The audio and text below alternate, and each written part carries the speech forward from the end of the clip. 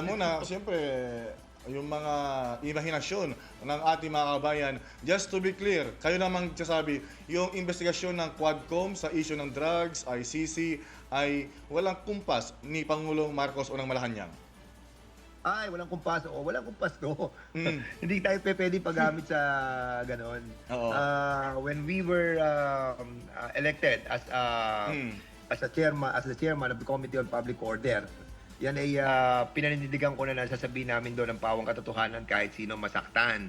At basically, yung lahat ng aming mga chairman doon, sa human rights, sa drugs, saka sa public accounts, rest assured na kami, hindi kami papayag na didiktahan kami dito sa aming pinaglalaban. At nakita naman natin dito na itong pinaglalaban natin ay pinagtahi-tahi lamang ng mga ebidensya at pinagtahi-tahi siya ng pagkakataon.